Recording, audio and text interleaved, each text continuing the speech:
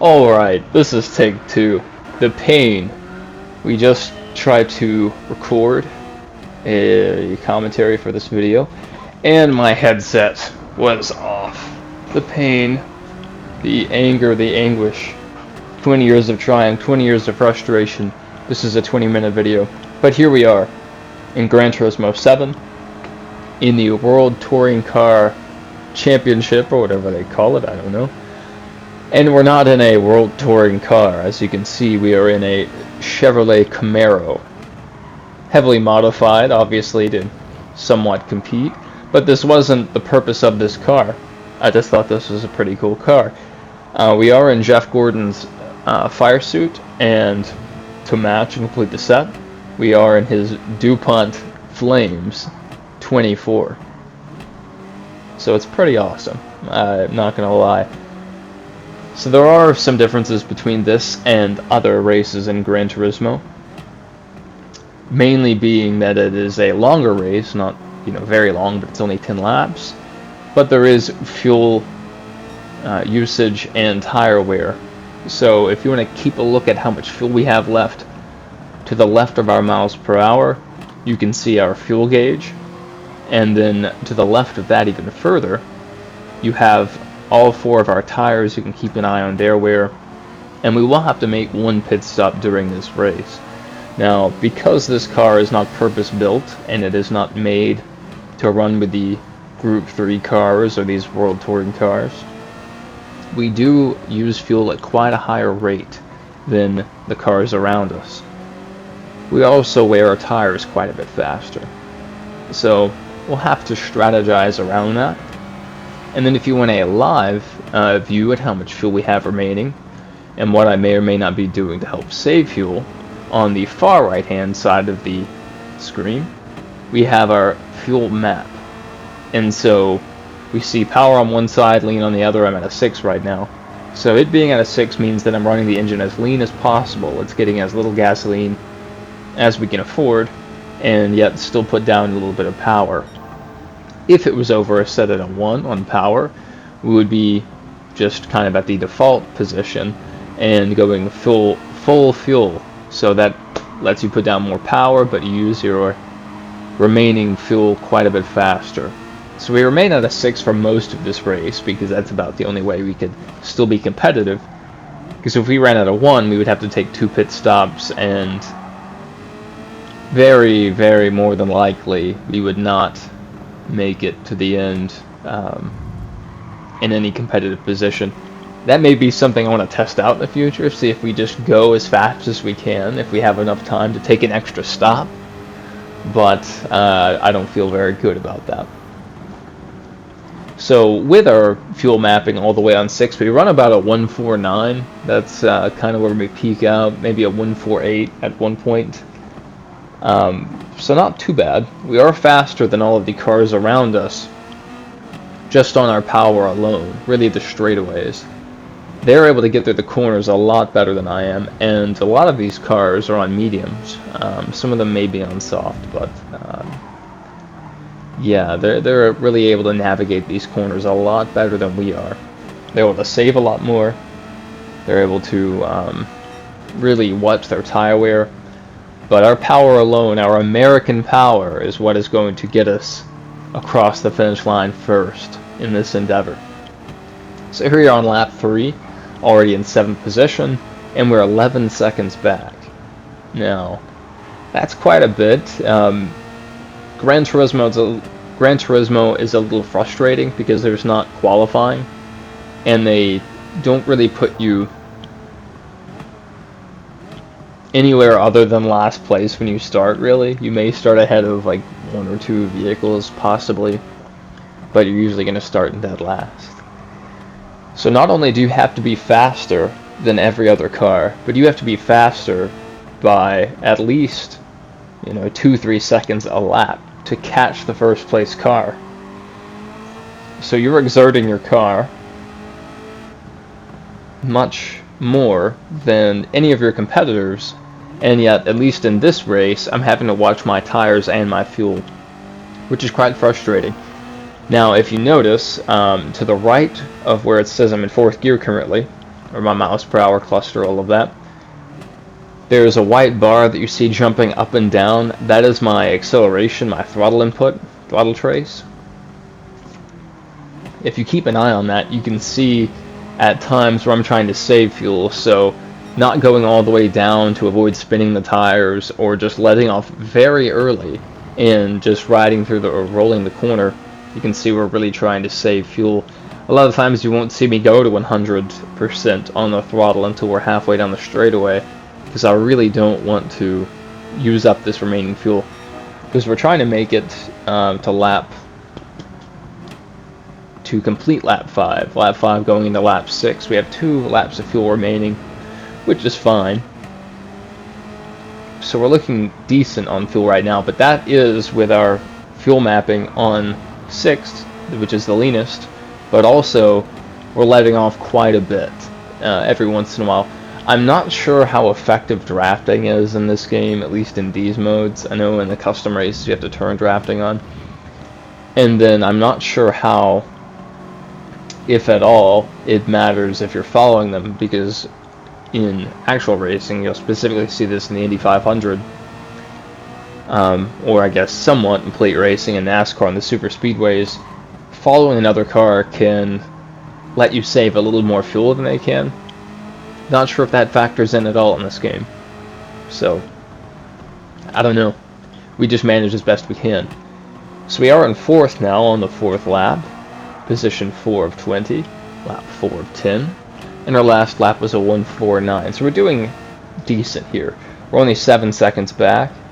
So we're closing in on the leader.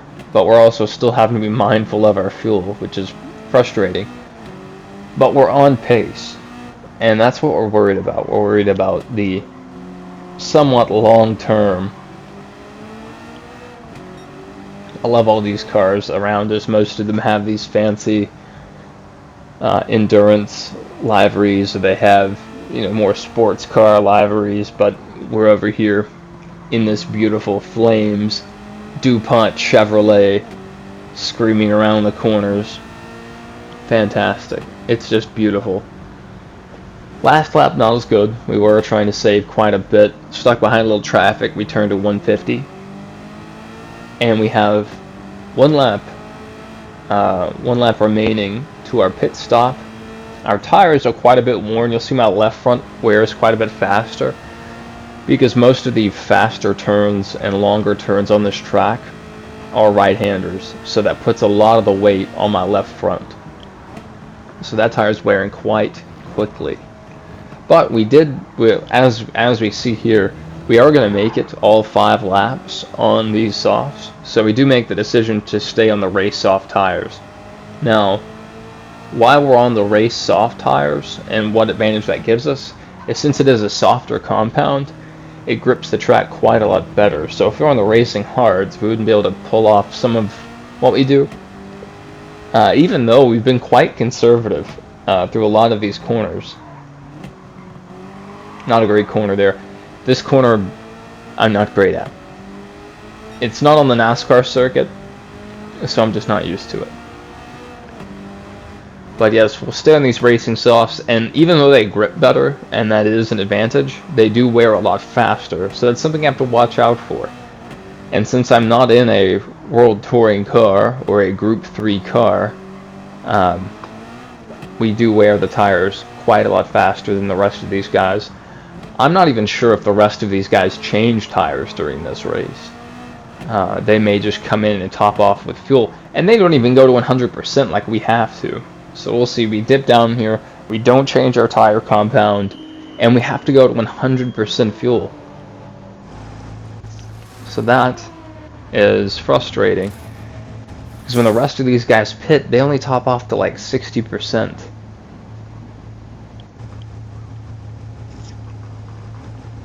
So this guy pitting on the same lap that I am, he only goes to 86%. The other guy goes to 84. I have to go to 100. And we are saving fuel for most of this final run. And we still almost run out.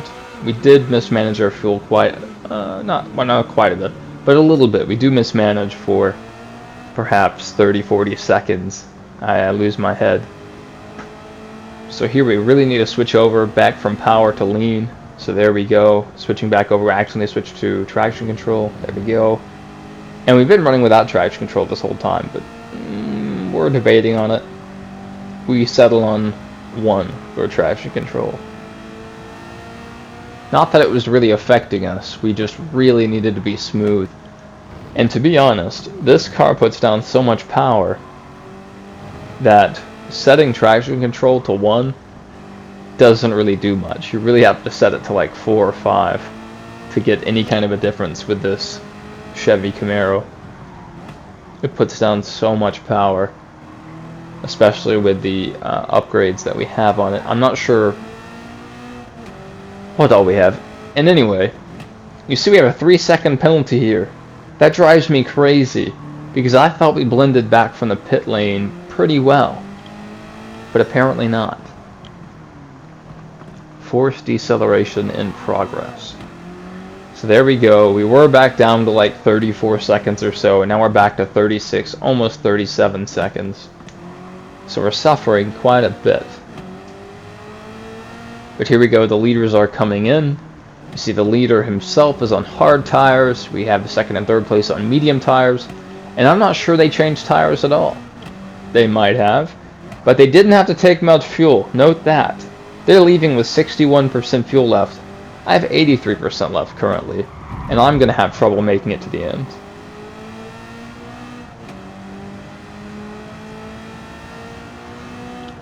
There we go, let's pick up a couple positions on some guys that are in the pits. So we're back up to 8th position.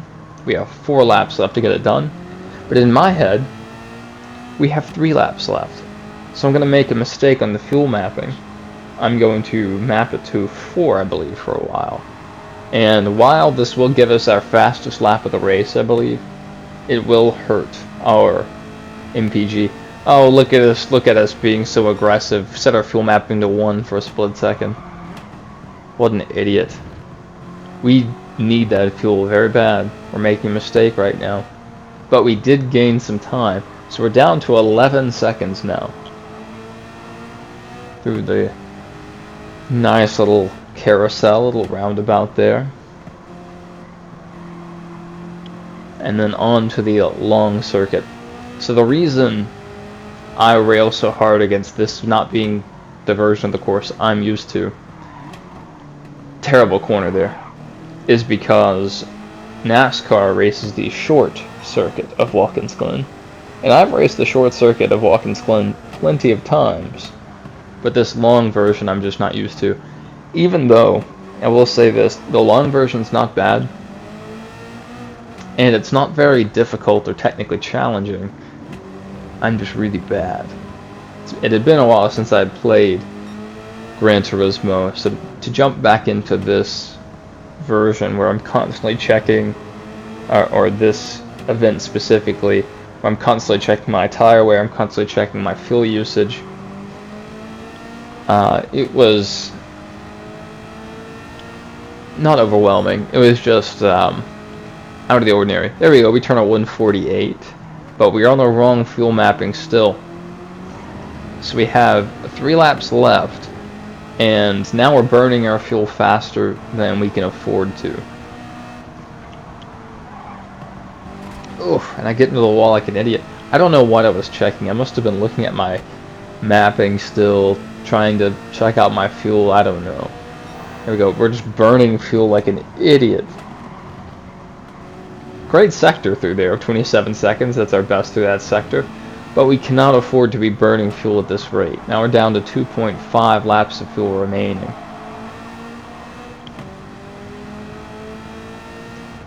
Now to 2.4. Now when am I going to realize that I'm an idiot?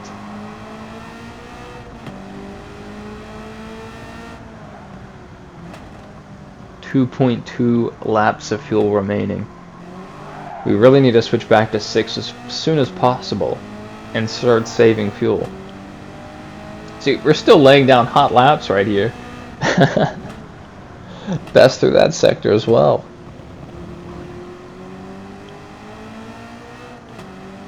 But here we are in 2nd place, coming up on the leader. But now we've realized we need to save fuel because we have over 2 laps remaining at this point, but we only have 2 laps remaining of fuel. Still best through that sector. Not bad.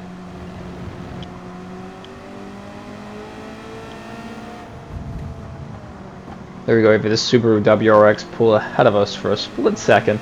Not quite sure what he was thinking there, because he definitely didn't keep up with us on the straight. As you can see, I've already let off way early on this straightaway to try to overcome our fuel mismanagement.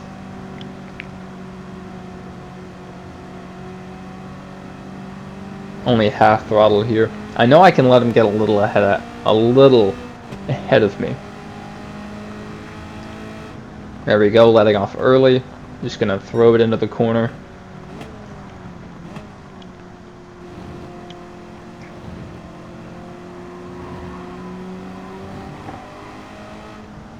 Our level 1 setting of traction control is going crazy back there, going over those curbs.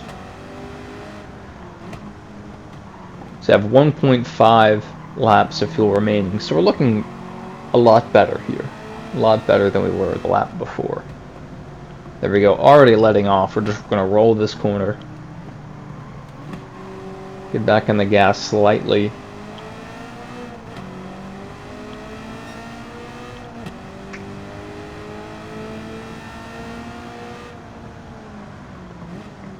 Coming up on this Dodge Viper ahead of us.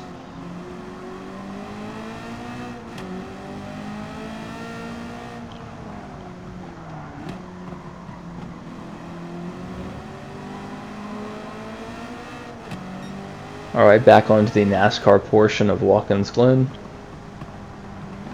Just roll through this corner. We have 1.2 laps of fuel remaining, at least according to the estimate. It doesn't sound like a lot, but that's 20% of our fuel. And that is insane how much fuel we're burning per lap. There we go, dive it into the corner. Oh, good corner there. Still not willing to get 100% on the throttle yet. Already letting off.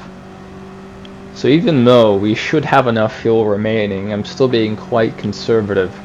Because if they push me, if they pressure me, I want to have enough to fight back on a higher fuel mapping. Or I guess lower in terms of the numeric value. So he just fired it in there pretty aggressively.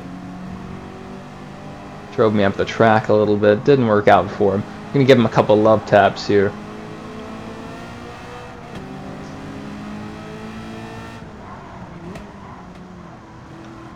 So we have 0.8 laps remaining, so we're pretty comfortable at this point. Still somewhat in fuel savings. That may have just been habit. Because, oh yeah, we are just... oof. A little bit of wheel spin there.